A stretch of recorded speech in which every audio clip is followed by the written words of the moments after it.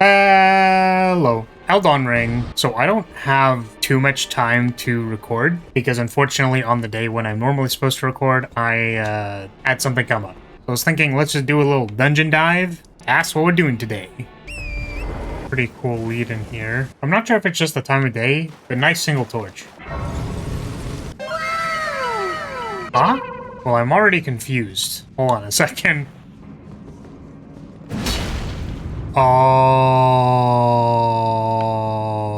I'm gonna be honest with you. I understand. This is marked. There's an indent in the wall. There's a torch there.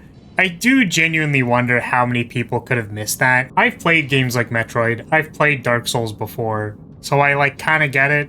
I do wonder how many people would have missed that. I do wonder if we'll find any other hidden walls in this place because that entrance is kind of like a tutorial if it ends up being the case, right? Bruh.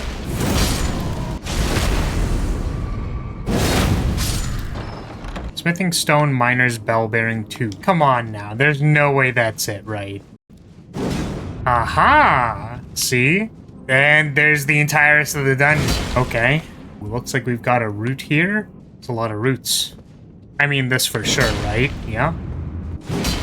Okay. A lot of guys down there. Well, this is really cool, isn't it? Like, they kind of tutorialize this in the elevator shaft. Whoa! What the heck is this? Who are you? Oh my god. Where did you come from?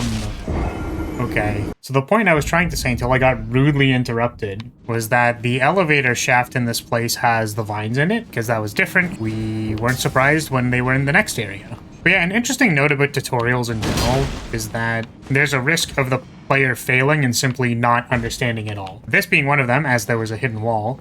And the idea is that if the player gets it, like they find a hidden wall, presumably they make the connection that there will be more hidden walls, then they can continue proceeding into the dungeon. But you do just kind of need to get it, right? Because if you don't get it, then you can't even experience the content, which is always a bit of a shame.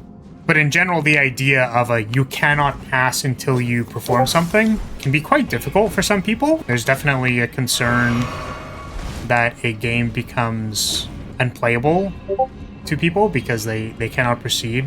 I know that Elden Ring is one of the games where that's not really as much of a concern. Like, the devs definitely trust the players to perform the content that they're interested in, that they're capable of doing, and to hopefully adjust the difficulty to their capabilities. And I really appreciate that. But it is an interesting question to ask yourself whether you make a tutorial a complete do not pass. The entrance was decently well marked, like there was a torch, there was a pretty conspicuous indent into the wall. Like, why would there be an indent in the wall here, right? But you have to recognize that the pattern recognition that you have as a player, what might be obvious to you is completely unknowable to someone else. So, how do we get players to start recognizing the pattern is difficult when you can't simply teach them over the shoulders. So anyways, interesting thing to think about. Where is this? Oh, are we going to the underground? Oh, Onyx Lord, okay. We are going to summon. Just get this done. Ooh. Oh.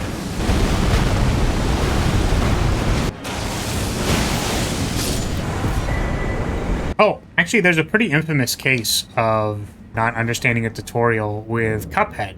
There was the one journalist who simply could not perform a dash, and then you might say, well, this person isn't going to make it very far in the game if they can't understand something so simple as that. I suppose if I were to give my opinion, I actually would have thought that journalists could have gotten good. And that is actually what I'm going to say. But again, just it is interesting to consider that, maybe while there isn't a whole lot of compassion from players who like hard games to people who, get angry not being able to execute a particular game mechanic or a tutorial or perhaps beat a boss or something, I think from the game developer lens, at least for me, I would personally hope that I can teach those players, regardless of skill level. From my perspective, it's kind of partly my responsibility to help those people enjoy the game. But yeah, the tutorial for this area definitely being a you get it or you don't get it. But if you do get it, then and you're primed to kind of look out for that, which is cool.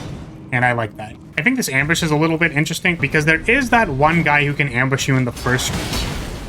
I actually didn't encounter it the first time I ran through here, but As soon as you see that smoke, if you got hit by it in the first room, you kind of know what's coming. Just wanted to appreciate this for a second.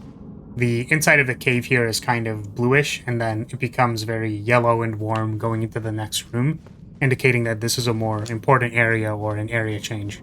Okay, so that was a nice, relatively short little dungeon. So yeah, that's probably going to be it for today. If you're still here, I'm going to say, hey, thank you so much for watching. Thank you for being here.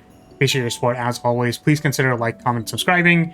It really helps a lot for these videos. If you like the Elden Ring level design stuff, consider hyping it. If that's an option that you have available, really helps small creators like me.